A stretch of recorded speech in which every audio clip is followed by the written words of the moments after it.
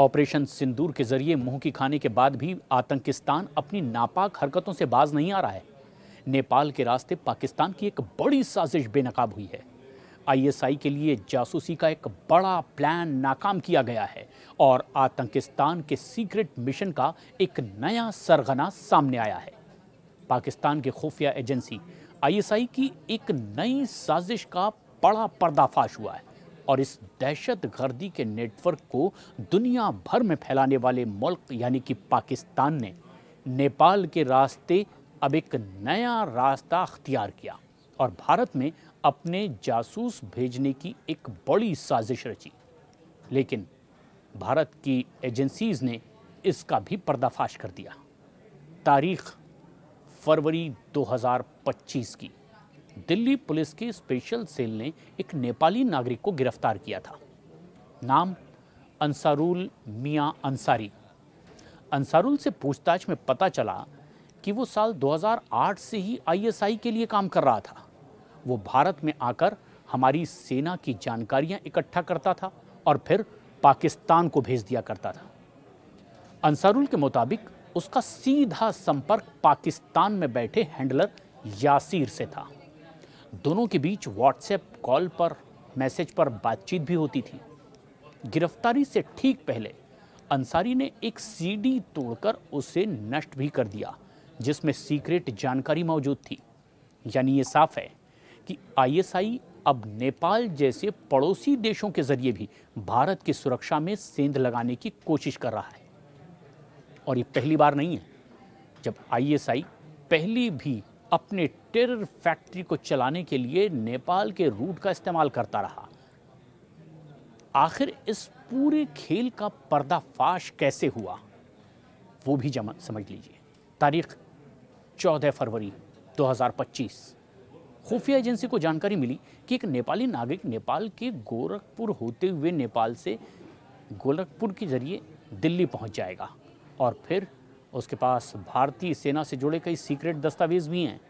Delhi police ने गोपालपुर गांव में इसके लिए जाल बिछाया और रात 10 बजे उसे पकड़ लिया गया। यही शख्स था अंसारुल मियां अंसारी। उस वक्त अंसारुल के पास में एक लैपटॉप, एक प्रिंटर और सीक्रेट दस्तावेज भी बरामद किए गए। साथ ही मिला सेना की ट्रेनिंग का एक पूरा पर्चा। Fighting in built up areas, ये पर्चा 1982 में छपा था।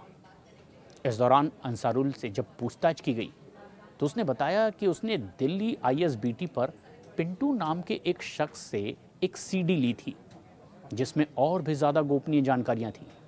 लेकिन जब उसे शक हुआ कि पुलिस उसके पीछे पड़ी हुई है, उसने वो सीडी तोड़कर टॉयलेट में फ्लश कर दी।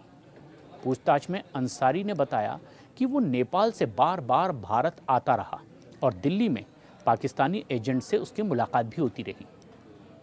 उसके फ़ोन से मिली व्हाट्सएप चैट और कॉल रिकॉर्डिंग से कुछ संदिग्ध नंबर भी सामने आए और इन नंबरों का सीधा संबंध पाकिस्तान और विदेशी नेटवर्क से हो सकता है। और इतना ही नहीं, अंसारी के भारत में कई साथी भी हैं। इनमें झारखंड का अखलाक आजम भी शामिल है। दिल्ली पुलिस ने यह रिपोर्ट मिलिट्री इंटेलिजेंस को भेज दी जहां से इस खतरे की पुष्टि की गई।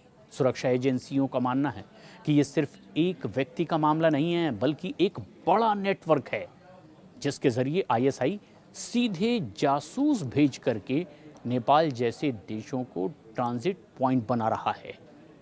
भारत पाकिस्तान के बीच भले ही सीज फायर चल रहा हो, लेकिन दुश्मन देश पाकिस्तान के जासूसों की धरपकड़ भारत में तेजी से जारी है। अब तक पाकिस्तान की खुफिया एजेंसी आईएसआई से संपर्क के मामले में 14 से ज़्यादा संदिग्धों की गिरफ्तारी हो चुकी है और इसी कड़ी में दिल्ली पुलिस ने इस्लामिक स्टेट के 2 एजेंटों की गिरफ्तारी के बाद एक गुप्त अभियान को भी आईएसआई स्लीपर सेल के एक नेटवर्क का भंडाफोड़ किया है।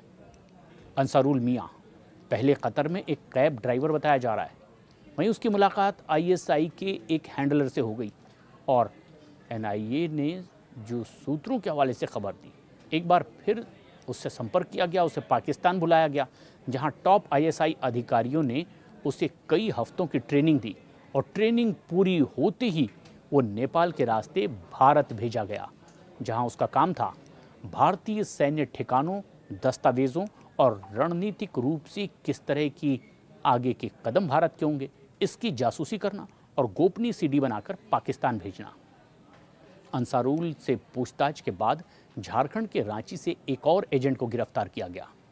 दोनों फिलहाल तिहाड़ जेल में बंद हैं और मई में दिल्ली पुलिस के द्वारा दाखिल आरोप पत्र में स्लीपर सेल की इस योजना का खुलासा किया गया। दिल्ली में अंसारुल की गिरफ्तारी से ठीक पहले एनआईए ने मुंबई एयरपोर्ट से 2 भगोड़ों को गिरफ्तार किया, अब्दुल्ला फैयाज शेख उर्फ डायपरवाला और तलहा खान। दोनों आईएसआई के स्लीपर सेल नेटवर्क से जुड़े हुए। 2023 में पुणे आईईडी केस में ये वांटेड थे। दोनों 2 साल के जकार्ता में छिपे हुए थे और भारत में आतंक फैलाने की साजिश रच रहे थे। एनआईए ने इन पर 3 लाख का इनाम भी रखा था और अब ये दोनों न्यायिक हिरासत में हैं।